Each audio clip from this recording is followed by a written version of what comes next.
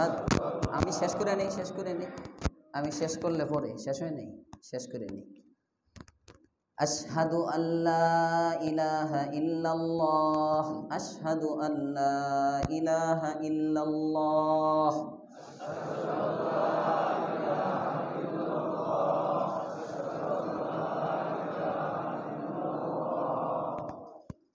أشهد أن محمد رسول الله أشهد أن محمد رسول الله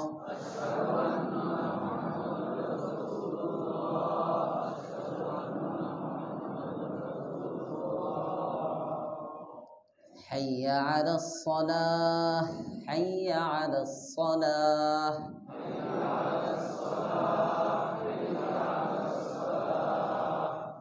حي على الفلاح حي على الفلاح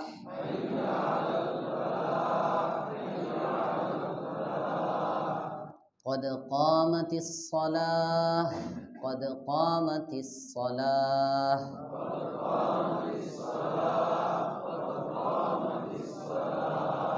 الله أكبر لا إله إلا الله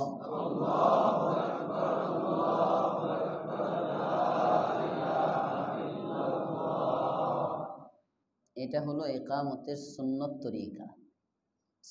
তরিকা হর ইবাদতের সুন্নাহ সম্পর্কে আমাদের জানতে হবে আস্তে আস্তে ইবাদত কবুল হওয়ার জন্য শর্ত হলো সুন্নাহর আদলে যতক্ষণ ইবাদত না হয় ওই ইবাদতটা ইবাদত হয় না মনে থাকবে ইনশাআল্লাহ হুজুর আমরা শিখে কি করবেন ইকামত দেওয়া তো মুয়াজ্জিন সাহেবের কাজ কে বললো ইকামত দেওয়া মুয়াজ্জিন সাহেবের কাজ কথার কথা ইমাম সাহেব হুজুরের পিছনে মুয়াজ্জিন সাহেব দাঁড়াইছেন ইকামত দিতে হঠাৎ করে ওনার প্রস্রাব ধরছে নাকি এই সময় প্রস্রাব আসতে পারে না হ্যাঁ আসতেই পারে এটা তো আর বলে কয়ে আসে না আমি গত সপ্তাহে আমার রুমের মধ্যে জওয়ান ছেলে একটা আমার বায়াত কয়েকজন ছিল আমি চেক দিতেছি বললাম তসবিহ আছে কার কার সাথে বের করলো মেসওয়াক আছে কার কার সাথে কয়েকজন বের করলো টয়লেট পেপার আছে কার কার সাথে কয়েকজন বের করলো দেখাইলো একজন দেখায় না কি ব্যাপার টয়লেট পেপার সাথে নাই কেন হুজুর বাসায় গেছে তো বাসায় ইস্তেঞ্জা করে পরে আমি বললাম তো সে আবার পরে একটু দূরে ঢাকার বাহিরে এক জেলায় পড়াশোনা করে ওখান থেকে আসার সময় ওখানে সাইরে আসি তুমি এই যে 2-2.5 ঘন্টা 3 ঘন্টার রাস্তা আসো তোমার কাছে মনে হয় প্রস্রাব বলে আসে যে আমি আসতেছি মুসলমানের তো সবসময় সাথে টিস্যু থাকবে ঠিক না ঠিক সব সময় থাকবে যে কোনো সময় প্রস্রাবের হাজত হইতে পারে জরুরত হইতে পারে এই মুয়াজ্জিন সাহেব ইকামত দিতেছে খাদেম সাহেব মনে করেন নাই মুয়াজ্জিন সাহেব ইকামত দিতে দাঁড়াইছেন হঠাৎ করে ওনার এমন বেগে প্রস্রাব আসছে দাঁড়ায় থাকলে কাপড় নষ্ট হয়ে যাবে কথার কথা উনি চলে গেল উনি এখন আপনার যদি ইকামতটা জানা থাকে তাহলে তো আপনি ইকামত দিলে বাস নামাজ দাঁড়ায় গেল ইন্তজার দরকার নাই মুয়াজ্জিন সাহেব এসে পিছনে শামিল হলো এক কোথাও আপনি সফরে আছেন 2-3 জন আল্লাহর রাস্তায় সফরে গেছেন জামাতে নামাজ পড়বেন ইকামত এটা জামাতের সুন্নত ইকামত কিসের সুন্নত জামাতের সুন্নত এখন আপনি সুন্নত তরিকায় জামাত পড়ার জন্য একজন মনে করেন কেরাত সহি আছে ইমাম সাহেবের মতো সহি থাকা জরুরি না যাদের ইমামতি করবে তাদের মধ্য থেকে সবচেয়ে সহি যে পড়তে পারে তার পিছনে ইক্তিদা সহি মাসআলা যে লেভেলের মুসল্লি ওই লেভেলের ইমাম যে লেভেলের মুসল্লি ওই লেভেলের ইমাম আমাকে অনেক দিন আগে এক জায়গা থেকে ফোন আসছে ফোনে জিজ্ঞেস করতেছে হুজুর ইমাম সাহেব সুদের সাথে জড়িত এই ইমামের পিছনে নামাজ হবে আমাকে জিজ্ঞেস করতেছে আমি বললাম দেখেন ওই মহল্লার মুসল্লি সুদ খায় কিনা, ওই মহল্লার মুসল্লি সুদখোর আছে কিনা। মুসল্লি যদি সুদের সাথে জড়িত থাকে তাহলে সুদখোর ইমামের পিছনে নামাজ হবে। সুদখোর ইমামের পিছনে তো নামাজ হবে না গায়ের সুদখোর মুসল্লির। বুঝেন নাই মাসআলা? ইমামেও সুদ খায়, মুসল্লিও সুদ খায়, কিলাহুমা বরাবরান, সব বরাবর, সমস্যা কি? তো আপনার কেরাত সহি লাগবে ইমামতির জন্য। এটা হলো, এই কেরাত সহি হওয়ার অর্থ হলো আপনি যাদের ইমামতি করতেছেন তাদের মধ্যে সবচেয়ে সহি যে, সেই ইমামতির মুসল্লায় দাঁড়ায় যাবে। জামাতের জন্য কি লাগবে? ইকামত লাগবে, ইকামত সুন্নত। আপনার যদি ইকামত জানা থাকে আপনি ইকামতটা দিয়ে সুন্নত তরিকায় জামাত পড়তে পারতেছেন, সুবিধা। কিছু কিছু জিনিস এমন আছে যে জিনিসগুলো মহিলাদেরও জানা থাকা চাই। একটা হলো আজান আর একটা হলো ইকামত। আজান এটা মহিলারাও শিখে রাখা চাই। বাচ্চা হইছে, বাচ্চা হওয়ার পর পরে ডান কানে আজান বাম কানে ইকামা, সুন্নত। মুসলমানের বাচ্চা যদি হয় আজানের মধ্যে, কানের মধ্যে আজান ইকামত দিবে। মাসআলা কি? হুজুর লাগবে না, যে কোনো পুরুষ আজান দিয়ে দিবে, ইকামত দিয়ে দিবে। বাচ্চা হওয়ার পরে প্রথম তার কানে আওয়াজটা যেন যায় আজানের আওয়াজ, প্রথম আল্লাহু আকবার, উলুহিয়তের আওয়াজ যেন তার কানের মধ্যে যায়, আল্লাহ সবচেয়ে বড়। এটা হলো বাচ্চার সুন্নত। হুজুরের জন্য অপেক্ষা করতে করতে অনেকে 7 দিন পার করে ফেলে, 40 দিন পার করে ফেলে, আজান দেওয়া হয় না। পুরুষ নাই, চিটাগাঙে পুরুষ চাকরি করে, অফিস ওখানে, মহিলারা নিয়ে গেছে মহিলাকে হসপিটালে, বাচ্চা হবে, কথার কথা বাচ্চা হয়ে গেছে, আশপাশে কোনো পুরুষ নাই, হয়তো অনেক সময় হতে পারে। করণীয় কি? উপস্থিত কোনো মহিলা আছে, ওই মহিলায় বাচ্চার ডান কানে আজান বাম কানে ইকামত দিয়ে দিবে। আরো আসতে কোন সুবহানাল্লাহ। আবার মহিলারা সামনের সপ্তাহে জুমা পড়াইতে নিয়ে আইসেন না, যে আজান ইকামত যদি দিতে পারে তাহলে ক্ষতি। আস্তে আস্তে প্রধানমন্ত্রী যেহেতু মহিলা, এই তো সব আস্তে আস্তে সব সেকশনে মহিলা, নারীর উন্নয়ন। হুজুররা এতদিন বুঝে নাই, আস্তে আস্তে হুজুররাও বুঝতেছে নাকি না? কিছু কিছু জায়গায় এজন্য আজান এমন একটা জিনিস, এটা সবার শিখা থাকতে হয়। ইকামত এমন একটা জিনিস, এটা সবার শিখা থাকতে হয়। এটা শুধু মুয়াজ্জিন সাহেবের না। ইকামত সুন্নত তরিকায় হওয়া, আজান সুন্নত তরিকায় হওয়া, নামাজ সুন্নত তরিকায় হওয়া, ধীর স্থিরতার সাথে ইকামত দেওয়া একটা সুন্নত। তাড়াহুড়া না করা। হাদিসে পাকে আছে, আল্লাহর পয়গম্বর বলেন, আল্লাহর পয়গম্বরের সাহাবী হযরত ইবনে ওমর, আব্দুল্লাহ ইবনে ওমর রাদিয়াল্লাহু তাআলা আনহু বলেন, নবীর জামানায় মসজিদে ইকামত হইতো, ইকামত শুরু হতো, বাজারের মধ্যে আমরা থাকতাম। ইকামত শুরু হওয়ার পরে ওই বাজার থেকে গিয়ে ওযু করে তাকবীরে উলা পাইতাম। বাজারটা মসজিদে নববীর, এখন যেখানে মসজিদ, রসুলের জামানায় যেখানে মসজিদের ইহাতা ছিল, সীমানা দেওয়া আছে, পিলার দেওয়া আছে, দেখবেন মসজিদে নববীতে গেলে মূল মসজিদের সীমানা, প্রথম যে ছাতা আছে, ফার্স্ট ছাতা মসজিদে নববী বরাবর, এই ফার্স্ট ছাতার আগ পর্যন্ত যে মসজিদের সীমানা মূলটা, ওখানে অনেকগুলো পিলার আছে। কিছু পিলারের নিচে, এই যে মনে করেন ফুলটা যেখানে বাতিগুলোর তার দেখা যায়, এরকম নিচে এই জায়গায় সবুজ, এনে আরবিতে কি যেন লেখা, আর কিছু পিলারে লেখা নাই। পরের পিলারগুলোতে লেখা নাই, মাঝখানে 2টা পিলার আছে, 2 পাশের পিলারে এক সিরিয়ালে লেখা। এই জায়গায় আরবিতে লেখা হাজা মসজিদ রাসূলিল্লাহি সাল্লাল্লাহু আলাইহি ওয়াসাল্লাম, মানে এটা হলো রসুলের জামানার মসজিদের সীমানা নির্ধারিত আছে। গেলে ওখানে দেখা যায়, আরবি যারা পড়তে পারে তারা বুঝে। এরপরে কতটুকু বাড়াইছেন, কোন আমলে বাড়ছে, সিদ্দিক আকবরের জামানায় কতটুকু বাড়ছে, ওমর ইবনুল খাত্তাবের জামানায় কতটুকু, ওসমানে গনির জামানায় কতটুকু, এগুলো সব ওলামায়ে কেরাম চিনেন।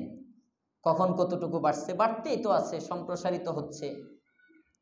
এক বছর উমরায় গেলে, হজে গেলে, পরের বছর গেলে চিনা যায় না, এভাবে বাড়াইতেছে, প্রতিনিয়ত সম্প্রসারণ চলছে, কাজ চলতেছে। বাকি এই যে মসজিদুর রসুল, যেখানে রসুলের জামানায় মসজিদ ছিল, ওখান পর্যন্ত আসতে ওই বাজার থেকে 500 মিটারের দূরত্ব ছিল। কতটুকুন? 500 মিটার মাত্র। এই 500 মিটার দূরত্ব থেকে এসে হযরতে ইবনে ওমর রাদিয়াল্লাহু তাআলা আন, উনি বলেন ওযুর সাথে ইকামত মানে তাকবীরে উলা পাইতাম, মুয়াজ্জিন সাহেব শেষ করে যখন ইমাম সাহেব যে আল্লাহু আকবার, প্রথম তাকবীরে আমরা রাসূলকে পাইতাম। এভাবে ইকামত দিলে মুসল্লি যাইবগা। হ্যাঁ, আপনার ইকামত নিয়ে আপনি বসে থাকেন। ইকামতের সুন্নাহ পদ্ধতি তো কমস কম এতটুকু সুন্নত আদায় করা চাই, ধীরস্থিরতা, যেন আরেকজন উত্তর দিতে পারে। আল্লাহু আকবার, আল্লাহু আকবার, আল্লাহু আকবার, আল্লাহু আকবার বলেন না। এখন এই যে আমি বললাম না 4 বার, আমি বলার পরে এতটুকু বিরতি দেই যেন আরেকজন আমার সামি শ্রোতা, উনিও অন্তত 4 বার আল্লাহু আকবার বলতে পারে।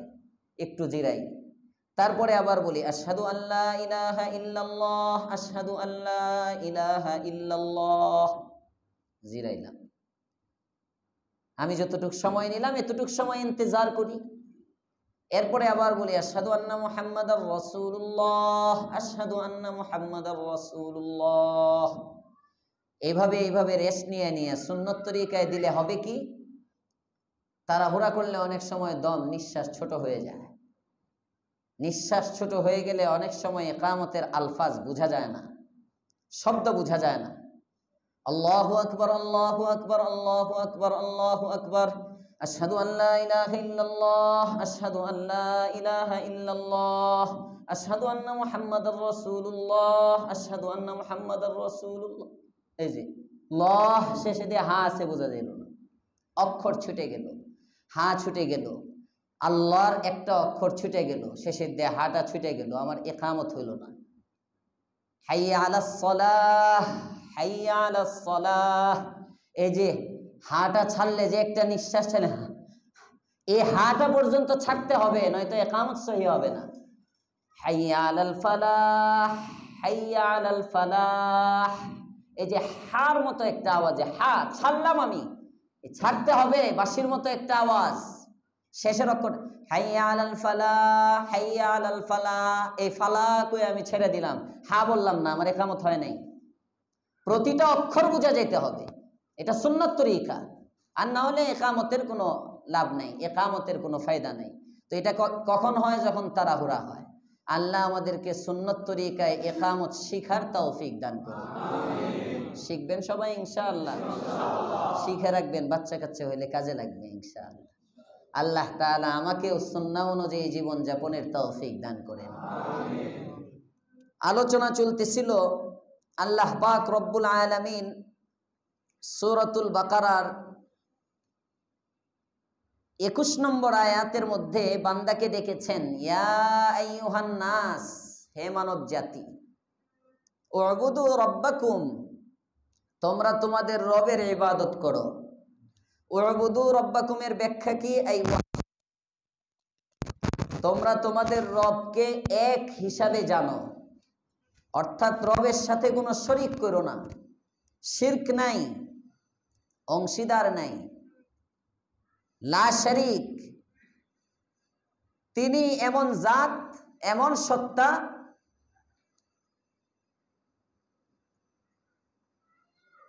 সত্তাগত দিক দিয়ে তিনি এক, গুণগত দিক দিয়ে তিনি এক। ভ্রষ্টট্রষ্ট হইব না, ডরায়েন না, আওয়াজ হোক একটু কিছু। আর বন্ধ করে দিলে বন্ধ করে দেন, একটা ঠান্ডা আছে মোটামুটি আবহাওয়া। গুণের মধ্যে যিনি এক, তাওহীদ ফিস সিফাত, সত্তার মধ্যে যিনি এক, তাওহীদ ফি জাত, আল্লাহ তাআলার জাত সত্তার মতো কোনো সত্তা নাই। লাইসা কামিথলিহি শাইউন, স্বয়ং আল্লাহ তাআলা বলেন তার মতো কোনো সত্তা কোনো বস্তু নাই। সুবহানাল্লাহ। তিনি এক, তিনি কেমন? যেমন তেমন। সুবহানাল্লাহ। লা জিদ্দা ওয়ালা নিদ্দা ওয়ালা হাদ্দা লিমাওলা, কবি বলেন লা জিদ্দা ওয়ালা নিদ্দা ওয়ালা হাদ্দা লিমাওলা, আল আনা কামা কানা ওয়ালাম ইয়ালকা জাওয়ালা। তার কোনো শরীক নাই, তার বিপরীত কোনো বস্তু নাই। সুবহানাল্লাহ। তার সমকক্ষ কোনো সত্তাও হতে পারে না। তিনি যে কেমন এটা দেখলে বুঝবেন তিনি কেমন। সুবহানাল্লাহ। ইয়া আইয়ুহান নাস, হে মানব জাতি, উবুদু রাব্বাকুম, তোমরা তোমাদের রবের ইবাদত করো। আল্লাযী খালাকাকুম, যিনি তোমাদেরকে সৃষ্টি করেছেন। ওয়াল্লাযীনা মিন ক্বাবলিকুম, শুধু তোমাদেরকে নয় তোমাদের পূর্ববর্তীদেরকেও সৃষ্টি করেছেন। ইবাদত করলে লাভটা কি হবে রে বান্দা জানো? লাআল্লাকুম তাত্তাকুন, ইবাদতের উসিলায় আল্লাহ পাক রব্বুল আলামিন তোমাকে মুত্তাকি বানিয়ে দিবেন। তাকওয়া এমন একটা গুণ, তাকওয়া যদি চলে আসে সমস্ত সমস্যার সমাধান হয়ে যায়। আল্লাহর পয়গম্বরের সাহাবী হযরত আবু যর গিফারি, হযরত আবু যর গিফারি বলেন জাআলা রাসূলুল্লাহ সাল্লাল্লাহু আলাইহি ওয়াসাল্লাম ইয়াতলু হাযিহিল আয়াহ, পয়গম্বরের কাছে গেলাম, দেখি পয়গম্বর বারবার একটি আয়াতে মুবারাকা তিলাওয়াত করেন। সুবহানাল্লাহ। ওয়া মান ইয়াত্তাকিল্লাহা ইয়াজআল লাহু মাখরাজা, ওয়া মান ইয়াত্তাকিল্লাহা ইয়াজআল লাহু মাখরাজা। গুরুত্বপূর্ণ কথা যদি হয় দায়িত্বশীলরা এটা বারবার বলে, ঠিক না বে ঠিক? গুরুত্বপূর্ণ কথা। দুর্নীতির সাথে কোনো আপোষ নয়, জিরো টলারেন্স। প্রধানমন্ত্রী থেকে শুরু করে সমস্ত নেতাদের মুখে বারবার শোনা যায়। কথা বলেন ঠিক না বে ঠিক? কারণ দুর্নীতি মুক্ত সমাজ হওয়া এটা একটা গুরুত্বপূর্ণ বিষয়, ক্ষমতায় থাকার জন্য সহায়ক। রাষ্ট্রযন্ত্রের মাধ্যমে ক্ষমতায় থাকা এক জিনিস, আর জনগণের ভালোবাসায় ক্ষমতায় থাকা আরেক জিনিস। রাষ্ট্রযন্ত্রের মাধ্যমে যদি কেউ ক্ষমতায় থাকে তার ঘুমায় না, আতঙ্ক কাজ করে, না জানি কখন কোন দিক দিয়ে কি হয়ে যায়। কথা বলেন ঠিক না বে ঠিক? রাজনীতি করতেছি লাগে? রাজনীতি করলে তো জুমাই করবো, তাফসীর কি রাজনীতির জন্য? বিলকুল না, রাজনীতি না। জনগণের মহাব্বতে যে ক্ষমতায় থাকে, আল্লাহু আকবার বলেন, তার সামনে কোনো গাড়ি নাই, পিছনে গাড়ি নাই, ডানে গাড়ি নাই, বামে গাড়ি নাই, কোনো বডিগার্ড নাই, একা রাতের আধারে ঘুরে, একা ঘুরে, তার দিলের মধ্যে কোনো ভয় নাই। কারণ মাখলুকের দিলের মধ্যে আছে আমি বান্দার মুহাব্বত। হাদিসের মধ্যে আসছে, আল্লাহর পয়গম্বর শুনান, আল্লাহ তাআলা বলেন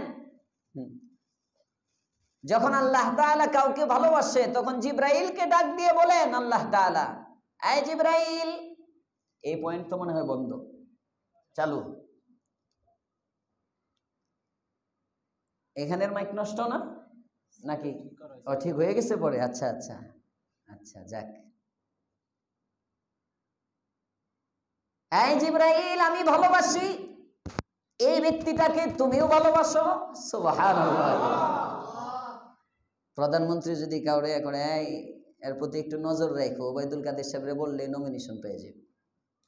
ঠিক না বেঠি? আল্লাহ তাআলা জিবরাইল আমিনকে বলে, এই জিবরাইল আমি কিন্তু এটারে ভালোবাসি, তুমি একটু নজর রাখো। হযরত জিবরাইল আসমানের ফেরেশতাদেরকে বলেন, এই যে ব্যক্তি, এই আব্দুল্লাহ, আব্দুর রহমান, সলিমউদ্দিন, কলিমউদ্দিন, এই যে বান্দাটা জমিনের মধ্যে হেঁটে হেঁটে যায়, এক বেলা খায় তো আরেক বেলা তার ঘরের মধ্যে খাবার না থাকতে পারে, কিন্তু আমার মালিক সাত আসমানের মাওলা, সাত জমিনের মাওলা, আসমানের মালিক, জমিনের মালিক আল্লাহ পাক রব্বুল আলামিন এই ব্যক্তিটাকে ভালোবাসেন। ফলে আমি জিবরাইলও ভালোবাসি, তোমরাও ভালোবাসো। আসমানের ফেরেশতা জমিনবাসীদেরকে লক্ষ্য করে বলতে থাকেন, এই সবাই উপরের সবাই ভালোবাসে, তোরা আর না বেশি কি করবি? এইভাবে আল্লাহ পাক রব্বুল আলামিন জমিনবাসীর দিলে ওই ব্যক্তির মহাব্বত তৈরি করে দেয়। ভালোবাসা উপর থেকে আসে, উপর থেকে ভালোবাসা আসে। উপর থেকে ভালোবাসা আসে। আল্লাহ পাক দেন কিসের বদৌলতে দেন? তাকওয়া যদি থাকে, কোনো ভয় নাই, নির্ভীক। হযরত ওমর ইবনুল খাত্তাব রাদিয়াল্লাহু তাআলা রাতের আঁধারে ঘুরেন, রাতে একা একা ঘুরেন। এক ঘরের দরজায় গিয়ে দাঁড়াইছেন। প্রসিদ্ধ ঘটনা আপনারা জানেন, শুনছেন। ইজা তাকাররারা ফিল কলব, তাকওয়া যে দৌলত। মা মেয়ে আলাপ করে দুধ বাড়ায় দেওয়ার জন্য, দুধ বাড়ানোর জন্য পানি দাও দুধের মধ্যে। মেয়েটা বলে, মা ওমর নিষেধ করছেন পানি দিতে। সুবহানাল্লাহ। আরে এখন তো এমন সরকার, তুমি তোমার দলের লোকেরাই দুর্নীতিতে জড়ায় গেছে। তোমার এত প্রভাব, এত ক্ষমতা তোমার, যারা তোমার ডানে থাকে বামে থাকে তারাই তোমার ক্ষতিতে ব্যস্ত। তোমার প্রতি আসমানের মালিক রাজি না, তো এজন্য সব অগোছালো। কথা বলেন ঠিক না বেঠিক? আর ওমরের প্রতি আসমানের মালিক রাজি ছিলেন, যে কারণে ওমর নাই। রাতের আধারে ওমর অনেক দূরে। মেয়েটা বলে, আম্মা রাষ্ট্রীয় ফরমান, ওমরের খেলাফতের সীমানার মধ্যে দুধে পানি মিশানো যায় না, দুর্নীতি চলে না। মা বলে, মা মেয়ে আমার, আমরা গরিব মানুষ, রাতের আধার, গভীর রাত, তুমি আর আমি, নাই নাই নাই, তৃতীয় কোনো ব্যক্তি এখানে নাই, কেউ আমাদের কথা শুনে না, কেউ আমাদেরকে দেখেও না। একটু পানি মিশালে শুধু আমি আর তুমি তো জানবো, বুঝার কোনো ক্ষমতা নাই। পুবাইলের দুধ 2 লিটার, পানি হইল 3 লিটার, চালাইয়া দিব খাঁটি গরুর দুধ, পুবাইল থেকে আইনা বিক্রি করতেছি। আছে না নাই? চালাইয়া দিব, বাজারে চলবে তো, কেউ দেখে না।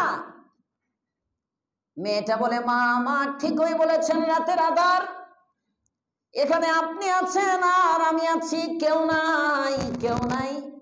এখানে ওমর নাই, ওমরের দরবারের কোনো পুলিশ নাই, বর্ডার গার্ড নাই, সেনাবাহিনী, নৌবাহিনী, বিমান বাহিনী, সরকারি কোনো কর্মকর্তা নাই। তবে আসমানের মালিক ওমরের খোদাও কি মা এখানে নাই। ওমরের চোখকে ফাঁকি দিতে পারলাম, সবার চোখকে ফাঁকি দিলাম, ক্রেতার চোখকেও ফাঁকি দিলাম। কেউ জানলো না, কেউ দেখলো না। ময়দানে মাহশর যখন কায়েম হয়ে যাবে, রব্বে কারিম যদি প্রশ্ন করেন, মা সেদিন ওমরের রবের আদালতে কিবরিয়াতে কি জবাব দিব রে মা? প্রয়োজনে পেটে পাথর বাঁধবো, না খেয়ে থাকবো, কিন্তু দুধের মধ্যে পানি মিশানো সম্ভব না। সম্ভব না। এটা তাকওয়া, এটার নাম তাকওয়া, আল্লাহর ভয়। जहां भी रहो, जिस फिजा में रहो, কভি খুদা কো না ভুলো। এক মুরিদ লিখছে, হুজুর ফজরের নামাজ পড়তে পারি না, 8-10 দিন হয়ে যায়, অনেক দিন হয়ে যায়, ফজর পড়তে পারি না। জিজ্ঞেস করলাম কোন গুনার মধ্যে আছো, কি গুনার কারণে তোমার ফজরের তৌফিক হইতেছে না, যাচাই করো। ইবাদত তৌফিক যখন হইতেছে না, নিশ্চিত কোন গুনার মধ্যে আছো। কোন গুনাহ? বলছে একটা গুনাহ। বললাম এটা ছাড়ো, দেখবা ইবাদতের তৌফিক হইতেছে। এটার নামই তাকওয়া। এটার নামে আমি ফজরটা পড়তে পারলাম না, কেন আমার জামাত ছুটবে? আগের ওয়াক্ত জামাতে হইছি, আগের ওয়াক্ত জামাতে পড়তে পারলাম, পরের ওয়াক্ত পড়তে পারলাম না, বোঝা গেল আমার আগের ওয়াক্ত কবুল হয় নাই। কি কারণে কবুল হলো না? কারণ বের করেন, আপনারটা আপনি তালাশ করেন। কারণ হাদিসের মধ্যে আসছে, বান্দা যখন কোনো গুনাহে থাকে তখন তার নেক কাজের তৌফিক নষ্ট হয়ে যায়। আর বান্দা যখন কোনো নেক কাজ করার ক্ষমতা পায়, বোঝা যায় আল্লাহ তার উপর রাজি আছেন। আল্লাহ তাআলা আমাদের সকলের উপর রাজি হয়ে যান, রাজি থাকেন, সকলেই বলেন আমিন। ওমর রাতের বেলা একা একা ঘুরে, কোনো ভয় নাই, সামনে পু পু পু পু নাই, ডানে বামে ওরে বাবারে বাবারে, গাড়ি আর গাড়ি, গাড়ি আর গাড়ি। প্রধানমন্ত্রীর বহর যাইতেছে 2 কিলোমিটার পর্যন্ত, 1.5 কিলোমিটার পর্যন্ত, 80টা 90টা 150টা গাড়ি। কথা বলেন ঠিক না বেঠিক? কারণ ডর কোন দিক দিয়ে উড়াইয়া দেয়। এই যে এক আতঙ্ক, ভয়, কেন কেন? তাকওয়া নাই যে, এই জন্য। কোরআন বলে ইন তাসবিরু ওয়া তাত্তাকু লা ইয়াদুররুকুম কাইদুহুম শাইআ। তোমরা যদি সবরটা আমাকে দিয়ে দাও, তোমরা যদি তাকওয়া নামক দৌলতটা আমাকে দিয়ে দাও, সবর আমাকে দিবা, তাকওয়া আমাকে দিবা, পুরা বিশ্ববাসী তোমার বিরুদ্ধে চক্রান্ত করে, বিরোধী দল তোমার বিরুদ্ধে চক্রান্ত করে, প্রধানমন্ত্রীর ভাষায় বলতেছি, লন্ডনে বসে তোমারে নামানোর ফিকির হয়, আমেরিকাতে তোমাকে নামানোর চক্রান্ত হয়, সিঙ্গাপুরে দুবাইয়ে তোমাকে নামানোর চক্রান্ত হয়। আসমানের মালিক বলেন, তুমি যদি আমার হয়ে যাও, পুরা পৃথিবীর মানুষ তোমার বিরোধী হয়ে যাবে। লা ইয়াদুররুকুম কাইদুহুম শাইআ, তাদের চক্রান্ত তোমার কোনো ক্ষতি করতে পারবে না। একটা হলো আল্লাহ প্রদত্ত শক্তিতে ক্ষমতা, আরেকটা হলো জনগণের মুখ বন্ধ, কইবি আর গুম করে ফেলবো, আওয়াজ উঠাবি আর জেলের মধ্যে নিয়ে যাব, সন্তানাদি এতিম হয়ে যাবে, বেগম বিধবা হয়ে যাবে।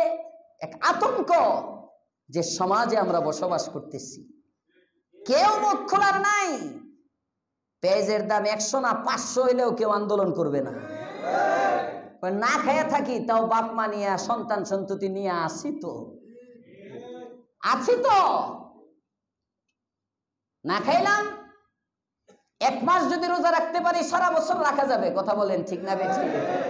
সমস্যা নাই তো, তাও সন্তানের চেহারা দেখার যে তৃপ্তি। আওয়াজ উঠাবেন, মোবাইলের মধ্যে মেসেজ আসবে, এই কাফনের কাপড় রেডি রাখিস। কথা কন না কেন? রাজনীতির গ্রাম কেউ খুঁজেন না। আমি কি মেসেজটা দিতে চাচ্ছি এটা বুঝেন। যদি তাকওয়া থাকে, তাকওয়া না থাকে, তাহলে এমন হয় সবাই আতঙ্ক, আর সবাই দোয়া করে কখন নামবো। সবাই তাকিয়ে থাকে, রাজপথে যে কোনো একটা ইস্যু যদি তৈরি হয়, মনে হয় এবার আর থাকতে পারবে না। মনে হয় যে কোটা আন্দোলন শুরু হয়েছে, অনেকে দোয়া করতেছে এই আন্দোলনটা যদি বিস্ফোরিত হইতো আর নেমে যেত। মানে যে কোনো আন্দোলন দেখলেই খালি কুল হু আল্লাহ পরে, আরে এটাই নামায়, পরে দেখে কয়েকদিন পরে আন্দোলন নাই। আমাদের প্রধানমন্ত্রীর মাথা আলহামদুলিল্লাহ ভালো, টেগেল দেওয়ার ক্ষমতা আছে, শিক্ষিত মানুষ তো। আল্লাহ তাআলা এই শিক্ষা, এই মেধা, এই মনন মস্তিষ্ক ইসলামের জন্য কাজে লাগানোর তৌফিক দেন। বলেন আমিন। ভালো কাজে ব্যবহার হোক, ভালো জিনিস ভালো কাজে ব্যবহার হওয়া ভালো। আল্লাহ তৌফিক দেন। বলেন আমিন। ইসলামের বিরুদ্ধে যেন ব্যবহার না হয়। সরকার কেউ না কেউ তো থাকবো, হুজুররা তো আর সরকার হইব না। হুজুররার কাম হইলো দোয়া করা, যে থাকে যেন ইসলাম নিয়ে থাকে, ইসলামটা রাখে, এটাই আমাদের চাওয়া। আল্লাহ তৌফিক দান করেন, বলেন আমিন। আর যদি তাকওয়া থাকে তাহলে কি হয়? মদিনার বাগানের মধ্যে ঘুমাইতেছে, বাগানের মধ্যে। রোম থেকে দুইজন ব্যক্তি আসছে, মদিনার প্রেসিডেন্টের সন্তানে, অর্ধ জাহানের শাসক, অর্ধ পৃথিবী শাসন করে মদিনায় থেকে এত বড় বাদশাহ, এত বড় প্রেসিডেন্ট কে? না জানি তার সিংহাসনটা কেমন, না জানি তার গার্ডগুলো কেমন, না জানি তার রাজপ্রাসাদটা কেমন, একটু দেখে আসি। দুইজন আসছে প্রতিনিধি, এসে তালাশ করে জিজ্ঞেস করে, এই তোমাদের রাষ্ট্রপ্রধান কে? তোমাদের রাষ্ট্রপ্রধান শাসক কে? তোমাদের বাদশা কে? হাকিম কে? উত্তর দেয়, আমাদের কোনো বাদশা নাই। মানে দেশ পরিচালনা করে কিভাবে, দেশ চলে কিভাবে? আমাদের বাদশা নাই, তবে বাল্লানা আমির, আমাদের একজন জিম্মাদার আছেন, আমির সাহেব আছেন। আগন্তুক দুইজন বলেন, তোমাদের আমির কোথায়? একটু তোমাদের আমিরকে দেখতে চাই। যাও যাও, মসজিদে নববীর পিছনে দেখো একটা খেজুরের বাগান আছে, একটু আগে দেখলাম আমির সাহেব ওই বাগানের দিকে গিয়েছেন। লোক দুইজন চলে গেল। নাই নাই নাই, বাগানের মধ্যে কোনো শাসক নাই, বাগানে কোনো আমির নাই, বাগানে একজন ব্যক্তি আছেন শুধু। বাগানের মধ্যে নিচে একটা চাটাইয়ের বিছানা, খেজুর পাতার একটা চাটাই, এই চাটাইয়ের মধ্যে শোয়া, পিঠের মধ্যে চাটাইয়ের দাগগুলো দেখা যায়। মাথার নিচে কোনো শিমুল তুলার বালিশ নয়, মাথার নিচে একটা আছে কাঁচা মাটির বালিশ, ইট, একটা ইট মাথার নিচে দেওয়া, আর খেজুরের পাতার চাটাই বিছানো। এমন একটা বিছানার মধ্যে ইটের বালিশ মাথায় দিয়ে একজন ব্যক্তি ঘুমান। আগন্তুক দুইজন চলে আসেন আর বলেন, খামখেয়ালি করো, ঠাট্টা করো, বিদ্রুপ করো, আমির দেখতে চাইলাম, আমিরকে দেখাইলা না, এবার সাথে করে নিয়ে যায়। গিয়ে বলে, কি এখানে আমির নাই? কয়, না না না, এই তো একজন ব্যক্তি ঘুমাইতেছে, ফকির দরিদ্র হবে কেউ, রাস্তার কোনো বিছানা নাই, তোষক নাই, জাজিম নাই, আরামের কোনো বিছানা নাই, বালিশ একটা ইটের বালিশ, কাঁচা ইট, এমন বালিশটা মাথার নিচে দিয়ে ঘুমায়, এটা আবার আমির হয় কিভাবে? আগন্তুক লোক দুইজনকে সাথে নিয়ে এবার তারা গিয়ে বলে, হ্যাঁ হ্যাঁ, যে ব্যক্তিটা খেজুর পাতার চাটাইয়ের মধ্যে শুয়ে আছেন, মাথার নিচে একটা বালিশ দেওয়া নাই, শুধু একটা ইটের উপর মাথা রেখে আরামে নাক টেনে ঘুমায়, এই ব্যক্তিটা অর্ধ জাহানের শাসক ওমর। কোনো গার্ড নাই, কারণ দিলের মধ্যে তাকওয়া আছে। তাকওয়া, এই তাকওয়া থাকার কারণে এমন এক রকম ভীতি, দেখলে সবাই ডরায়। সুবহানাল্লাহ। তাকওয়া অনেক দামি নিয়ামত। হযরতে আবু যর গিফারি বলেন, তো গুরুত্বপূর্ণ যখন হয়, কথা এখানে ছিল, রাষ্ট্রপ্রধান, দেশের জনগণ যদি ভক্ত থাকে, রাষ্ট্রে থাকা সহায়ক হয়, সবাই দোয়া করে, আল্লাহ উনি যেন অনেক দিন বাঁচে। কথা বলেন ঠিক না বেঁচে? অনেক দিন যেন আল্লাহ বাঁচায় রাখে, উনি আমাদের দেশের জন্য রহমত। ওনার আমলে চাউলের দাম 70 টাকা, দেশের জন্য রহমত। হ্যাঁ, এটা দোয়া করে না, চাউল কম দামে দিলে দোয়া করে, কম দাম হইলে জনগণ যদি দুর্নীতি, এই জন্য সবাই উপর থেকে শুরু করে সবার মুখে মুখে নেতাদের, দুর্নীতিমুক্ত সমাজ, দুর্নীতির সাথে কোনো আপোষ নাই, গুরুত্ব বুঝাবার জন্য বলে আল্লাহর পয়গম্বর গুরুত্ব বুঝাবার জন্য একটা আয়াত বারবার পড়তেছেন। সুবহানাল্লাহ। হযরতে আবু যর গিফারি বলেন, ইয়া রাসূলুল্লাহ, একটা আয়াত আপনি বারবার বারবার বারবার তিলাওয়াত করতেছেন, বুঝলাম না বিষয়টা কি, এই আয়াতে কি আছে আপনি এতবার পড়তেছেন? আল্লাহর রাসূল হযরতে আবু যর গিফারিকে লক্ষ্য করে বলেন, আবু যর, এটা এমন একটা আয়াত, লাউ আন্নান নাসা কুল্লাকুম আখাযু বিহা লাকাফাতহুম, গোটা পৃথিবীর সব মানুষ মিলে যদি এই এক সমাধানের জন্য যথেষ্ট। আয়াতের বিষয়বস্তুর নাম তাকওয়া, যেটা আল্লাহ বলতেছেন, লাআল্লাকুম তাত্তাকুন, ওয়া মান ইয়াত্তাকিল্লাহ, ইবাদত কম করো, ওয়াজিফা কম করো, নামাজ পড়ো, নামাজের পরে নামাজ, সিজদার পরে সিজদা, রোজার পরে রোজা, হজের পরে হজ, যাকাতের পরে যাকাত, যাকাত দানের পরে দান। ইবাদতের কমি নাই, মুসালসাল রোজা, লাগাতার রোজা রাখি তাও তো আমার মনের আশা পূরণ হয় না। লাগাতার ওজিফা করি, আমার মনের আশা পূরণ হয় না।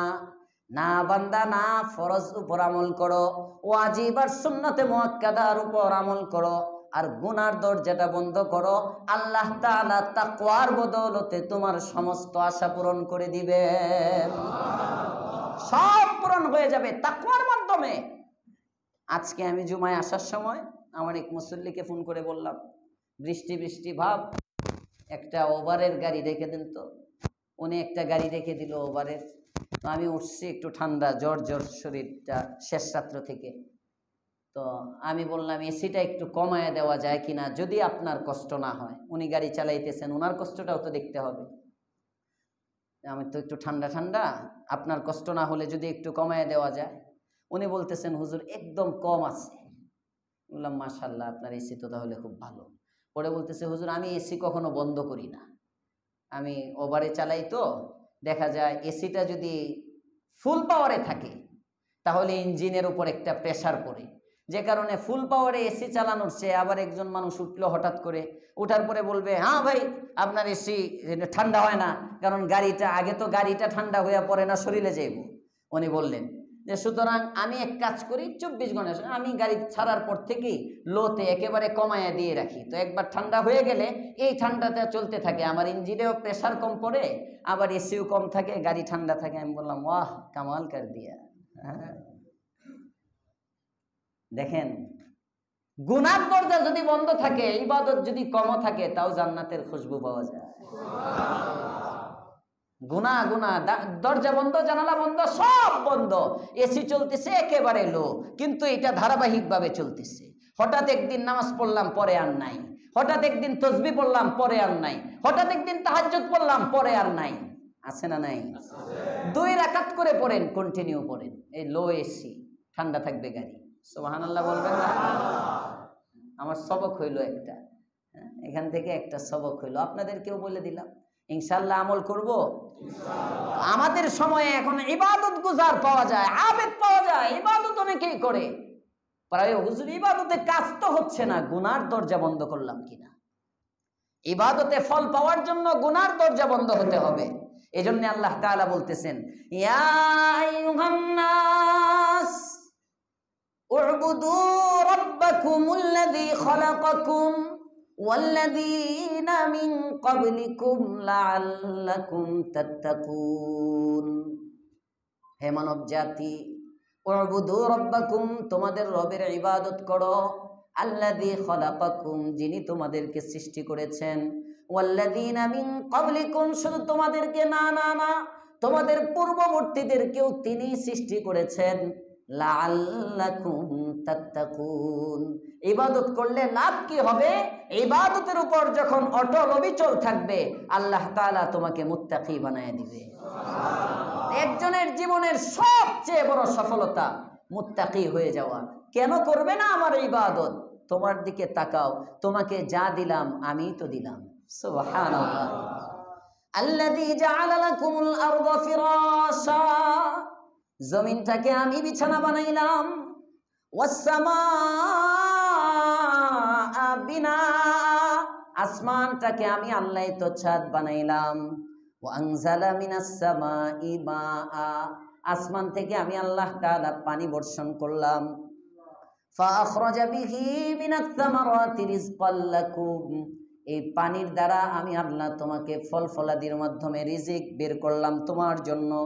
এই সমস্ত নাজ ও নেয়ামতগুলো যেহেতু বান্দা আমি আল্লাহর দেওয়া, ফালা তাজআলু লিল্লাহি আনদাদা, অতএব আল্লাহর সাথে কাউকে অংশীদার স্থাপন করো না, ওয়া আনতুম তা'লামুন, তোমরা যাই না বুঝা। সুবহানাল্লাহ। কেমনে নাফরমানি করো, কিভাবে গোলামি করো, কিভাবে নাফরমানি করো? তাফসীর ইবনে কাসিরের মধ্যে লেখেন, এই শিরকের দৃষ্টান্ত হলো এমন, আপনি আপনার একটা চাকর ক্রয় করলেন, আগে গোলাম ক্রয় করত, গোলাম ক্রয় করলেন, সে আপনার খায়, আপনার বাড়িতে থাকে, আপনার ঘরের খাবার খায়, সে যা উপার্জন করে শরীয়তের মাসআলা হলো গোলামের সমস্ত সম্পদের মালিক তার মনিব হয়। আপনার ঘরে খায়, আপনি তাকে টাকা দিয়ে ক্রয় করেছেন, সবকিছু আপনার দেওয়া, তার হাত পা অঙ্গ প্রত্যঙ্গের মালিক বাহ্যিকভাবে আপনি, আপনি তার মনিব। আপনি তার চিকিৎসার ব্যবস্থা করেন, আপনি তার থাকার ব্যবস্থা করেন, আপনি তার খাবারের ব্যবস্থা করেন, সব আপনি করেন। আচ্ছা, এখন তো গোলামবাদী নাই, সহজে বুঝেন। আপনি একটা বিয়ে করছেন, ধরে নেন বিয়ে করছেন, বিয়ে করার পরে স্বামীর জিম্মাদারি স্ত্রীকে থাকার জায়গা দিবা, থাকার জন্য একটা ঘর দিবে, নাকি শ্বশুর বাড়িতে নিয়ে আসবে? হ্যাঁ হ্যাঁ, মেয়ে বাবার বাড়ি থেকে তুমি যৌতুক নিছো নাকি, তো বিয়ে করো না, উঠে যাও কেউ। আচ্ছা আচ্ছা আচ্ছা, আমি মনে করলাম ওর যৌতুক তো বিয়ে করে নেই। হ্যাঁ, বাবার বাড়ি থেকে না, স্বামী স্ত্রীর খানা পিনার জিম্মাদার কে? আরো আসতে বলেন। খাওয়াবে নাকি শ্বশুর বাড়ি থেকে আসবে? এই সবগুলো দেওয়ার দায়িত্ব এখন একজন স্বামী। স্ত্রীর থাকার বন্দোবস্ত করলো, চিকিৎসার খরচ দিল, বাজার করে, সব সুখের ফিকির করে, আর একদিন হঠাৎ করে তার টাচ মোবাইল চেক দিয়ে দেখে, ওরে সুবহানাল্লাহ, বাকিটা আর বললাম না, বুঝেন নাই? আরেকজনের সাথে সেলফি, কোলের মধ্যে শুয়ে রইছে, গায়ের মধ্যে পড়ে রইছে, আরে কত রকমের সেলফি আরেক পুরুষের সাথে, পর পুরুষের সাথে এ ধরনের ছবি যদি হঠাৎ করে স্বামীর নজরে পড়ে, স্বামী তো তাকে পুরো আদর করবে অনেক। হ্যাঁ হ্যাঁ, পারবে না তো জায়গায় কাজ করে দিতে, একদম জায়গায় শোয়ায় ফেলতে। সাহাবী একজন দেখছেন ওনার স্ত্রীকে আরেকজনের সাথে, ইয়া রাসূলুল্লাহ, আমি যা দেখছি শোয়ায় দিয়ে একদম হত্যা করে ফেলি, জায়েজ হবে আমার জন্য? আল্লাহ রসুল সাল্লাল্লাহু আলাইহি ওয়াসাল্লাম সমাধান দিচ্ছেন, কয় না, 4 জন সাক্ষী লাগবে, এরপরেও অন্য অন্য শাস্তি, এটার জন্য হত্যা না। তোমার বেগমকে তুমি খাওয়ায়া পড়ায়া সবকিছু তুমি দাও, এই বেগম যদি পরক্রিয়ায় জড়িত থাকে, বিদেশ থেকে, মালয়েশিয়া থেকে, দুবাই থেকে তুমি টাকা পাঠাও, আর যদি আয়সা দেখো তোমার বেগম আরেকজনের সাথে বিয়ে বসে গেছে, খবর নাই, টাকা আনতেছে, এতদিন জানতা তোমার স্ত্রী, 10 বছর এক যুগ পরে দেশে এসে বউ খুঁজে পায় না, হয় না এরকম অনেক? এই মহিলা যেমন নাশকরি, এই সময় তোমার যেমন লাগে, আল্লাহর দেওয়া নাজ ও নিয়ামত গুলো খেয়ে কেউ যদি আল্লাহর সাথে নাফরমানি করে, আল্লাহর সাথে শিরিক করে, আল্লাহ তাআলারও তেমন লাগে। ফালা তাজালু লিল্লাহি আনদাদা, খবরদার খবরদার শিরিক করবি না। ওয়া আনতুম তা'লামুন, জেনে শুনে শিরিক করো না, আল্লাহর সাথে জেনে শুনে শিরিক করো না। ওয়া আনতুম তা'লামুন, কারণ শিরিক এমন একটা গুনাহ আল্লাহ তাআলা সব মাফ করে দিতে পারেন, এই গুনাহটা মাফ করতে পারেন না, এটা মাফ করতে পারেন না। এজন্য আল্লাহ পাক রব্বুল আলামিন আমাদের সকলকে শিরিক মুক্ত ঈমান দান করেন। সকলেই বলেন আমিন। ওয়া আখিরু দাওয়ানা আনিল হামদুলিল্লাহি রাব্বিল আলামিন। 1 নম্বর, তাকওয়াওয়ালা হব সবাই ইনশাআল্লাহ। ইনশাআল্লাহ একমাত্র কার জন্য ইবাদত করব? ঈমানের সাথে, তাওহীদের সাথে, একাত্মবাদের সাথে। আল্লাহ তাআলা এক সত্তাগত দিক দিয়ে, আল্লাহ তাআলা এক ওনার বিশেষ গুণাবলীগুলোর দিক দিয়ে, আল্লাহ পাক রব্বুল আলামিন এক, ওনার সমকক্ষ কেউ নাই, এই বিশ্বাস দিলের মধ্যে জায়গা দিব তো ইনশাআল্লাহ। কোনো মাজার পূজা, কবর পূজা, পীর পূজা, গাছ পূজা, হ্যাঁ আরো কত পূজা, লিঙ্গ পূজা, হ্যাঁ গোবর পূজা, বাসুর পূজা, পূজার অভাব নাই, বহু রকমের পূজা আছে। সমস্ত পূজার থেকে, গান্দিগি থেকে নিজেদেরকে হেফাজতে রাখবো তো ইনশাআল্লাহ। আল্লাহ আমাদেরকে খাঁটি মুমিন বানায় দেন, আমিন। ওয়া আখিরু দাওয়ানা আলহামদুলিল্লাহি রাব্বিল আলামিন। কোন ব্যক্তি সৌদি প্রবাসী, এটা তো উত্তর দিছিলাম একদিন।